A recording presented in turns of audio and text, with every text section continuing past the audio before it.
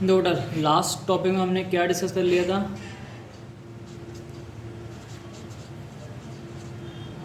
Types of beam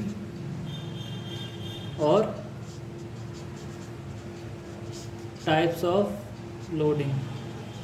ठीक है, अब हम आगे इस चैप्टर में कंटिन्यू करते हैं। उसके पहले थोड़ा सा आपको इन डेफिनेशंस के बारे में बता दूं कि शियर फोर्स क्या होता है, शियर फोर्स और बेंडिंग मोमेंट। ये आपने अप्लाइड में पढ़ चुका है, फिर भी थोड़ा सा आइडिया दे देता हूँ। तो शियर फोर्स क्या होती है हमारी? शियर फोर्स कुछ नहीं होती, देखो क्रॉस सेक्शन के पैरेलल अगर हम कोई फोर्स लगाएं, जैसे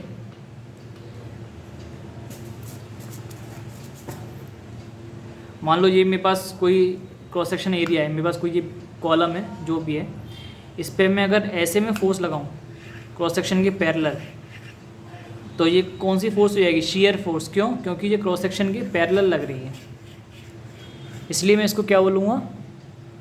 इसको मैं बोलूँगा शियर फोर्स। क्यों? क्योंकि ये क्रॉस सेक्शन के पैरेलल है। ठीक है, फिर मान लो जैसे ये हुआ, ये मेरी पूरी एक बीम है, तो इसमें मान लो मैं यहाँ ये जो फोर्स होगी, ये बीच वाली ऐसी वाली, ये कौन सी फोर्स लगेगी बीच में? ये शियर फोर्स होगी। ठीक है, तो जैसे मान लो ये मेरी एक बड़ी सी बीम रखी है, ठीक है, यहाँ मैंने फोर्स लगाया, तो यहाँ क्या होगा? इस सेक्शन पे अगर मैं देखूँ, ठीक है, तो क्या मैं अलग अलग कर देता हूँ उन्हें, ठीक है, तो क्या होगा?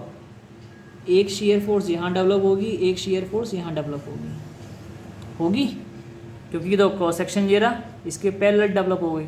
तो हमेशा याद रखना शियर फोर्स क्या होती है? क्रॉस सेक्शन के पैरेलल। ठीक है, अब आ जाओ bending moment. Bending moment short में बीएम बोल दूँ तो आपको कुछ नहीं याद रखना है, इसका फॉर्मूला देखो क्या होता है? Force into distance. ठीक है, अभी बस यही याद रखो, फोर्स इनटू डिस्टेंस। मतलब जैसे मान लो एक ये मेरी बीम है, मैंने यहाँ पे फोर्स लगा दी 10 न्यूटन की। ठीक है, अब मैं पूछूँ कि ए पॉइंट पर इस लोड के कारण, इस पॉइंट लोड के कारण ए पॉइंट पर कितना बेंडिंग मोमेंट आ रहा है, तो मैं कैसे निकालूंगा? ये दूरी मान लो है 6 मीटर। ठीक है, ये दूरी कितनी है? 6 मीटर। तो मैंने क्या पढ़ा है? मैंने फोर्स इनटू डिस्टेंस। ठीक है, तो फोर्स कितनी है? 10 और डिस्टेंस कितनी है? 6, तो कितना आ गया? 60 न्यूटन मीटर। तो ये मेरा क्या आ गया? Bending moment. अब ये पॉजिटिव होगा नेगेटिव होगा वो हम आगे देखेंगे। ठीक है, अभी मैं एक न्यूमेरिकल से बताऊंगा, उसमें आपको पता चल जाएगा कि ये पॉजिटिव होगा या नेगेटिव होगा। ठीक है, ये साइन का कन्वेंशन होते हैं जो हमें एज्यूम करने होते हैं। तो बेंडिंग मोमेंट का आइडिया लग गया आप लोगों को, और शियर फोर्स का भी आइडिया लग गया। ठीक है, अब आगे देखते हैं। ये मैंने क्यों बताया अभी आपको पता चलेगा। अप्लाइड में पढ़ा हुआ कि रिएक्शंस कैसे कैलकुलेट करते हैं, नहीं पढ़ा तो मैं अभी एक एग्जांपल से और समझा दे रहा हूँ, समझ आ जाएगा। जैसे मान लो ये एक सिंपली सपोर्टेड बीम है,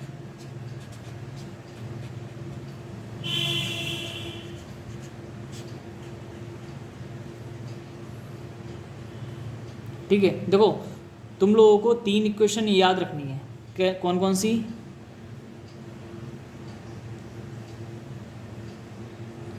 सम ऑफ वर्टिकल फोर्सेस। वर्टिकल मतलब कौन सी वाली? जैसे ये वाली वर्टिकल, ये भी वर्टिकल, ये भी वर्टिकल, ये वर्टिकल। ठीक है, हॉरिजॉन्टल कौन सी होती हैं? ये वाली हॉरिजॉन्टल, ये वाली हॉरिजॉन्टल, ये हॉरिजॉन्टल है, ये वर्टिकल है, ये वर्टिकल है, ये हॉरिजॉन्टल है। तो sum of vertical forces equals to 0। ठीक है, शॉर्ट में लिखूँगा सिग्मा वी इक्वल्स टू 0। ठीक है, ऐसे ही sum of horizontal forces equals to 0, मतलब सिग्मा एच इक्वल्स टू 0। तो आपको क्या याद रखना है, रिएक्शंस निकालने के लिए हम इन्हीं इक्वेशंस का इस्तेमाल करेंगे बेटा। Sigma V equals to 0, sigma H equals to 0, sigma M equals to 0। समझ गए? ठीक है, इन 3 इक्वेशंस का यूज़ करके आप रिएक्शंस कैलकुलेट करोगे।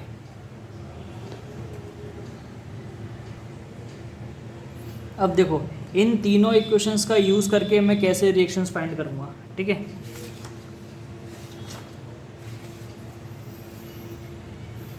ये एक सिंपली सपोर्टेड बीम बना दी, इस साइड में हिंज है। ठीक है, यहाँ हिंज, यहाँ हिंज। तो हिंज पर याद रखना हमेशा मोमेंट ज़ीरो होता है, बेंडिंग मोमेंट। हिंज है ना, हिंज, तो यहाँ ज़ीरो होगा, याद रखना हिंज पे हमेशा ज़ीरो होगा। अब मान लो इस पर मैंने लोड लगा दूँ, एक लोड मैंने यहाँ लगा दिया, एक लोड मैंने यहाँ लगा दिया। इसकी वैल्यू है 4 न्यूटन, इसकी है 6 न्यूटन।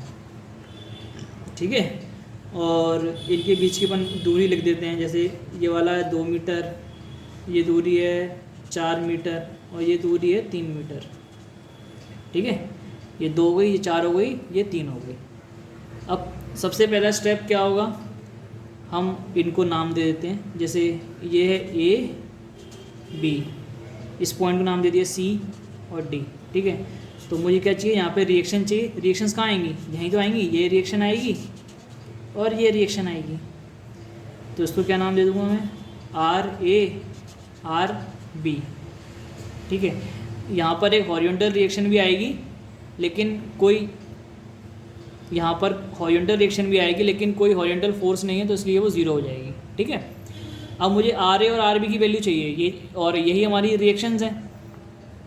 आर ए और आर बी की वैल्यू के लिए वही मुझे 3 इक्वेशन याद रखनी है। Sigma V equals to 0, sigma H equals to 0, sigma M equals to 0। ठीक है, अब सिग्मा एच की ज़रूरत नहीं है, क्यों? क्योंकि कोई हॉरिजॉन्टल फोर्स ही नहीं है, तो इन दो में से कोई लगाएंगे। तो सबसे पहले लगाते हैं सिग्मा वी इक्वल्स टू 0। ठीक है, अब कैसे लगाएंगे, देखो एक चीज़ याद रखना, हमें स्टार्टिंग में ही एज्यूम कर लेना है कि अपवर्ड फोर्सेस को हम पॉजिटिव लेंगे, डाउनवर्ड फोर्सेस को हम नेगेटिव लेंगे। ठीक है, याद रखना, अपवर्ड फोर्सेस को हम पॉजिटिव लेंगे और डाउनवर्ड फोर्सेस को नेगेटिव लेंगे।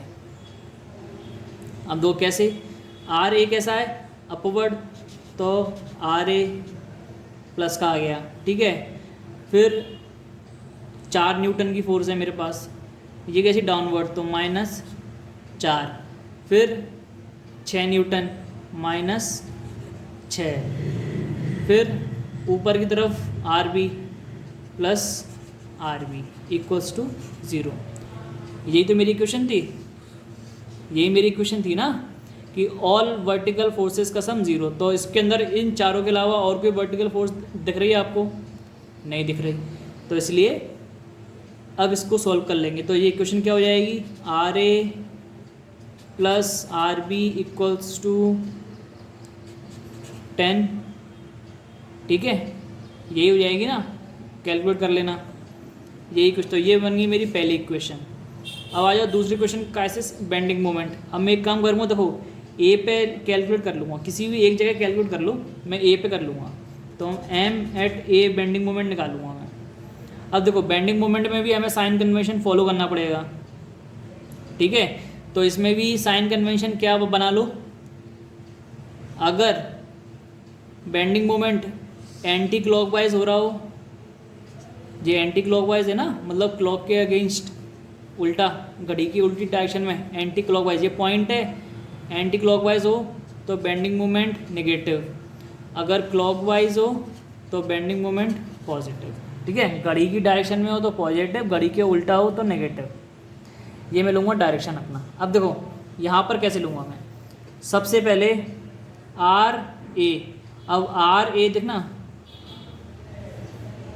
जैसे मान लो ये मेरी बीम है, इस पॉइंट पे कैलकुलेट कर रहा हूँ, आर ए क्या हो रहा है, इसी पॉइंट से पास हो रहा है ना, इसी पॉइंट से पास हो रहा है।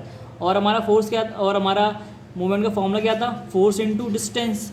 इसमें डिस्टेंस 0 है ना, तो क्या हो जाएगा, आर ए इंटू ज़ीरो, और इसी पॉइंट से तो पास हो गया, इस पॉइंट पे निकाल रहा हूँ, इसी पॉइंट से पास हो रहा है, तो डिस्टेंस तो दूरी तो ज़ीरो हो गई ना, तो आर ए इंटू ज़ीरो। ठीक है, अब आ जाओ 4 पे। 4 कैसा लग रहा है देखना, इस पॉइंट पे खड़ा हूँ मैं और 4 की फोर्स ऐसे लग रही है, तो इस पॉइंट के हिसाब से क्लॉकवाइज मूव कर रहा हूँ मैं, इस पॉइंट के हिसाब से क्लॉकवाइज मूव कर रहा हूँ ना, तो पॉजिटिव, तो मतलब पॉजिटिव मतलब प्लस का 4 इंटू दूरी कितनी है यहाँ से यहाँ तक की, इस पॉइंट से यहाँ तक की दूरी कितनी है 2 मीटर, तो इंटू 2। अब आ जाओ 6 पे। 6 वाला भी देखूँ मैं तो क्या हो रहा है, इस पॉइंट के हिसाब से 6 वाला भी तो ऐसे आ रहा है क्लॉकवाइज, ऐसे लग रहा है 6 का भी, इस पॉइंट के हिसाब से मैं खड़ा हो जाऊँ यहाँ पे, तो ये फोर्स इसको क्लॉकवाइज ले जा रही है, तो प्लस का 6, दूरी कितनी है देखो, यहाँ से यहाँ तक की 2 थी, यहाँ से यहाँ तक की 4 है, तो यहाँ से यहाँ तक की कितनी हो जाएगी 6, 2 + 4 6, मैं यहाँ से यहाँ तक चल के आऊँगा तो 6 दूरी आऊँगा ना, तो 6 फोर्स है इंटू 6 दूरी हो गई। अब आ जाओ आर बी पे। अब मैं देखूँ ए पे खड़ा हो जाऊँ, ए पे खड़ा हो गया तो आर बी कैसा है, ऐसा जा रहा है, और मैं यहाँ बनाऊँ और ये मेरा आर बी है, ठीक है, तो ये ऐसे घूम रहा है, ऐसे घूम रहा है बेटा, ये एंटी क्लॉकवाइज जा रहा है, तो ये क्या हो जाएगा माइनस का आर बी और इंटू दूरी, ये दूरी कितनी हो जाएगी, टोटल दूरी हो जाएगी ना ये, तो 2 + 4 + 3, तो कितना हो जाएगा ये बेटा 2 + 4 6, 6 + 3 9 इंटू 9, तो बेंडिंग मोमेंट ए पर कितना आ गया R A into 0 + 4 into 2 + 6 into 6 minus R B into 9, और बेंडिंग मोमेंट ए पर कितना होता है 0, तो इसको मैं 0 कर दूँगा, तो 0 = ये तो 0 हो ही गया, 4 into 2 4 2 = 8 + 6 6 = 36 minus 9 R B, -9 R B. इसको सॉल्व कर लेंगे तो आर बी की वैल्यू आ जाएगी, ठीक है, आर बी की वैल्यू आ जाएगी, तो आर बी की वैल्यू को इस इक्वेशन में रख देंगे तो आर ए की वैल्यू आ जाएगी, तो हमारे आर ए भी आ जाएगा, आर बी भी आ जाएगा, तो हमारी रिएक्शंस कैलकुलेट हो गई बेटा। रिएक्शंस कैलकुलेट करना सीख गए बेटा, बिना रिएक्शन कैलकुलेट करना सीखे आप शेयर फोर्स और बेंडिंग मोमेंट डायग्राम नहीं बना पाओगे, तो ये मस्ट है, इसको आपको कैसे भी करके सीखना है। कोई डाउट हो तो पूछो।